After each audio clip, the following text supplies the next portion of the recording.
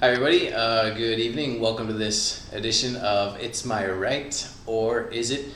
We're here with Hezekiah Reyes. Hezekiah, thanks for joining us. Good having me. This interview is going to be a little bit about immigration, straight from the source. So we're going to get a better idea about what it's like when a Mexican national tries to immigrate to the United States, some of the problems that they run into, and then hopefully some possible solutions. We're also going to talk about the immigration situation here in Mexico. And all in all, immigration is just a big popular topic right now. So we're coming, like I said, straight to the source. Hezekiah, you recently were able to fulfill at least a part of your dream going to the United States for the first time. Is that correct? That's right. Okay, you went for... Went for about 2 weeks. Okay. What was the purpose of the trip? Well, I went because I'm an interpreter, and I interpret for, Mexican people here to make them understood with Americans there. So basically, I went because of that to interpret and visit some friends, of course. So it was a service. It was a service, yes, kind of a service. Okay, For some friends, of course. Okay, so you went on a tourist visa. Yes, I went on a tourist visa. I think it's worth noting that I did not charge for this. You know what I mean? Oh, so it was just a non-profit service. Exactly, yeah, because I worked for a church. But you got to go to the States. Yeah, of course. Did you enjoy the trip? I did, I sure did. Okay, that's good. You were treated well and everything? Yes, sir, I was. Excellent. Well, I'm glad to hear that. Okay, I've got a couple of questions I want to ask you. Got my little notes here. Hezekiah, mostly I want to figure out, I want to hear about how difficult it was for you to get your tourist visa. Again, we're talking about a tourist visa here. We're not talking about residency, green card, citizenship, which is definitely going to be harder. But as far as the tourist visa goes, was that difficult to get? Well, there's a bunch of myths about, around all this visa process, the B1, B2 visa, which is the visa I applied for. Okay. And then I got. And there's a bunch of myths around it. You are told not when you're going to apply for that kind of visa that you need to have a huge bank account, a lot of money, properties, and all of that. But I don't think that's true. At least it was not for me, because I did not have to demonstrate or show the government, the immigration official, the consular official, I'd say, that I had a lot of money. Just went with my, application DS-160. I was asked about 5 questions or 6 questions, and my visa was approved. So the interview itself was relatively easy. Easy, exactly. Okay, very good. Yeah, I remember I went up to Mexico City with my wife to get her tourist visa, and it was, for her it was really easy. She said, hey, my husband's American, and that was pretty much it. But I remember other people would come out, they had gotten their visas denied. You pay at the time that my wife went, it was $160. I'm not sure how much it's now. Still $160. Yes, sir. Okay. Does that sound like a reasonable fee to you? Well, you gotta understand, Kevin, that $160 is not a, it's not little money. It's a lot of money if you're talking about Mexican pesos. Right. And which right now is like 3,000 about that pesos. Okay. Not everyone, gets to have that money to apply for a visa, and of course pay the bus tickets to go to Merida or Mexico City to the embassy. Right. So getting a B1, B2 visa is a really challenging prospect because you have to have at least 10,000 pesos. Which is a lot of money. American exactly. hears that and they think 10,000 pesos. Let's see. Let me look up the conversion, and they say, okay, $600. Well, it's way difficult down here to make that money. Right. You know what I mean. Not the same kind of thing. Okay. And then the other thing is, when my wife went, I remember looking at the big line. There's got to be like 200 people there, trying to get in. I'm just starting to, make calculations in my head, like 160 by 200. Whoa, how much money is coming in just from visa interviews? You know what I mean? And that's just only one of the services they have. They also have like passport services, right? And a lot the consulates, for American citizens. Yeah, exactly. American citizen services.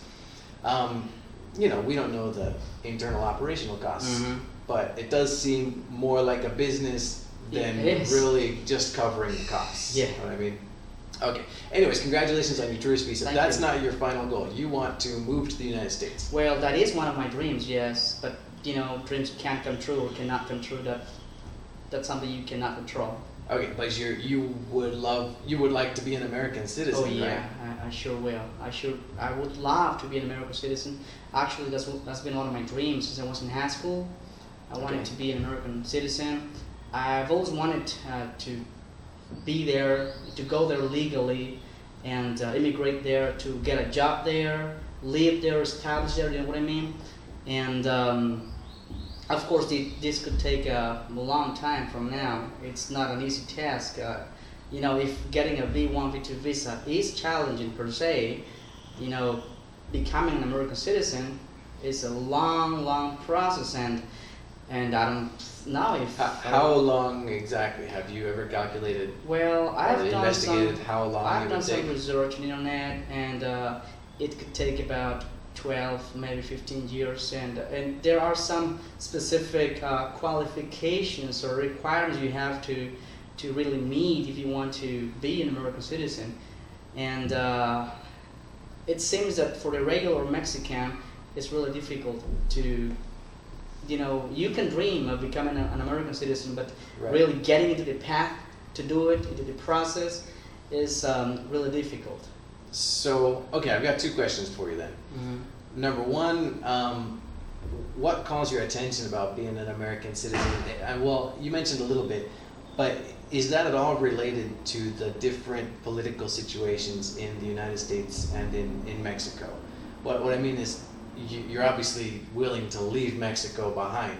Is there anything about the situation here in Mexico that you don't like, as opposed to the United States? Well, yeah. There's something here in Mexico. We call in Mexico we have a presidential system, Right. which is a system where also citizens are given handouts and they're given money. What kind of handouts? Social programs, I'd say. But these social programs are not aimed now, it seems, to really help the population or help the people in Mexico. They're aimed at kind of controlling the people and getting their votes when it comes to election times Okay. and electoral times, I'd say. So that's why I don't like very much the Mexican government's way to do things, because they give handouts, they give things to people, and they are respecting their votes in return. So there's a lot of control going on. There is a lot of control. I think that goes along with what you mentioned a little while ago. 3,000 pesos to a Mexican is a lot of money. It is, really usually, and that means that people can be bribed, or people can be bought. Their vote can be bought for a little television, or a basket of food. Exactly. These are things that have actually happened, right? Yeah, and that's something that I don't like about the Mexican government, and about also the Mexican population, because it seems like the Mexican population mentality is that you government need to give me things. Right. And what can you do for me? They feel like entitled to get things from the government, and that's something I see in the American way of doing things, is that Americans there, most of them, like the government to be not really involved in their lives, not really controlling what they do. Okay. And that's something I like about the American thinking about politics. Though there is a lot of liberalism going on there now. Yeah, let me just jump in there real fast. If we can't tell from your accent, you went to the South. I did. Okay, well, the South, just like in Mexico, each place has the different regions. The South is more conservative. It is, So yeah. what you saw and you experienced, and your friends, I'm guessing, what you saw is people who said, hey, I don't want the government involved in my life at all. You know what I mean? But if you go to the east, you go to the west, California, where I'm from, you're going to run into a lot of the same mentality, just not on the same level as here in Mexico. Right. So needless to say, I'm guessing you want to move to the South. the South. Okay. Yes, sir. So that's where Yeah. your goal is. Now, I want to get onto the second question. You said you noticed that it's going to take you 12 to 15 years Mm-hmm. to immigrate and to become an American citizen. Mm-hmm. Has that ever made you think about going to the United States, in a way that's not so legal? Not really. Okay, Not really. that's never been motivation for you to No. break the law. No. I have, I'm sure I do. We all have in Mexico, we all have at least one friend, one relative that went to America legally and Legally or illegally. illegally? Okay. So, but that doesn't mean that I endorse illegal immigration. Some people have told me, you have it easier because you speak already the language. Mhm. It would be really easy for you to get there and just pass, by at least a Latino living there legally. Right. But I don't want to do that. I know they're right. I have it easier because I speak English. But I want to do things the right way. You know what I mean? I want to go through the right process and get there and one day to apply for citizenship. Of course, there's a lot of steps that have to go before that can happen. Right. But going out there illegally has never been my So goal. what's your opinion? I mean, we're not gonna get everyone who's there illegally, against you, but everyone's gonna be watching this video and Yeah, 'cause I have a lot of friends out hate there, mail all yes. over the place. But I do Yeah. want to ask you. So, what is your opinion about that? Is that justified? Is the fact that it's difficult to get a visa and the time that you have to wait, does that justify illegal immigration into the United States? No, it sure doesn't. I don't think that illegal immigration is justified. I don't think so. Okay. Go So ahead. we got Hezekiah's opinion there, not justified. It's my opinion. It's just my personal opinion about What that. do you think about Mexico? And I'm talking about all levels: citizens, government, Mexican immigration. What do you think Mexico's opinion is about illegal immigration to the United States? Are they concerned about it? Well, it is sad, Kevin. It is really sad, but it seems that, like, the Mexican government is backing this illegal immigration or illegal immigrants, at least up there. Okay. I've seen a lot of TV commercials and spots on TV by the government telling the illegals there not to feel alone, not to feel scared of the Trump policies. Okay. But I don't really think the Mexican government should be doing that because you're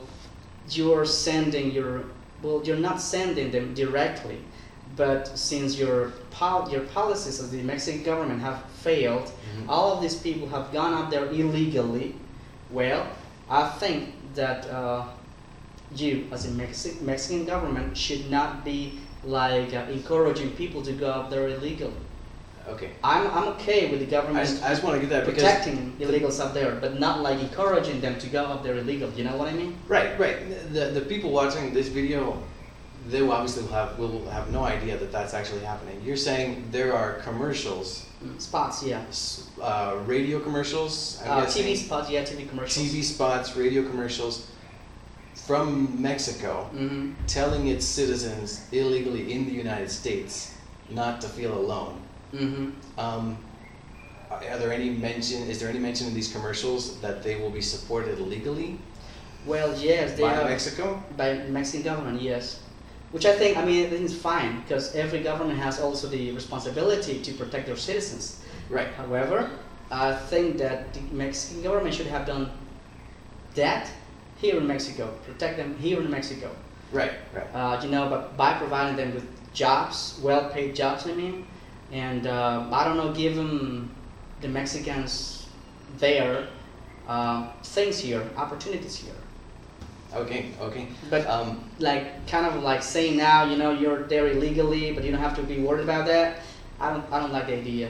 Right. It's kind of just like washing our hands. Exactly. Now, half of the people that go into the United States, half of the illegals that cross the southern border, they're not Mexican. Mm-hmm. Half of them are Central American, or even further down. Mm-hmm. And I always mention this to people: the United States-Mexican border is huge, but the Mexican-Guatemalan border is very small. Mm-hmm.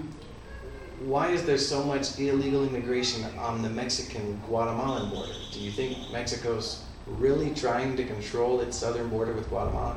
Sadly, the Mexican government's not trying to control the immigration here in the south, and it's really sad because We do have a lot of immigration problem here in Mexico too. I'm not saying that the Central Americans coming here are bad hombres.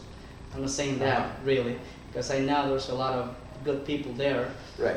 But I do think that the Mexican government should enforce their immigration laws. We also have immigration laws in Mexico that should be enforced.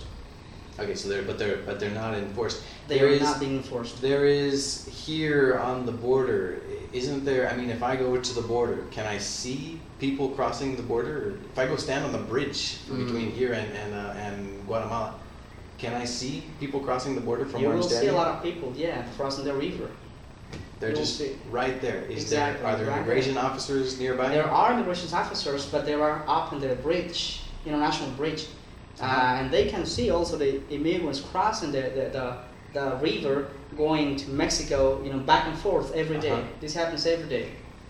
It is sad. It is really sad that. So it seems like the Mexican government is not really concerned about enforcing immigration laws, and nor in the northern border, nor in the southern border. Not on the north, not on the south. And I've heard a lot of comments also about Central Americans that they don't like Mexicans very much because they say we have it easier to go to America because we are just, we can go closer. Exactly, closer, and they will have to go through Mexico to get there, and they will get arrested here, they will get caught here, and then sent back to Guatemala or El Salvador, or Central American countries. But I really think that the Mexican government should be enforcing the immigration laws we already have. Right. Right. So there's just a complete, lack of enforcement in immigration. Well, I mean, I don't buy into any of the arguments that immigration affects our economy. I think it should affect the economy positively. Actually, I'm definitely not anti-immigration. I think there's a big effort right now to group illegal immigration and legal immigration together as if it were the same thing. Mm-hmm. My big problem with illegal immigration is simply that it's illegal. Exactly. You know what I mean? I really appreciate this story or your story coming out.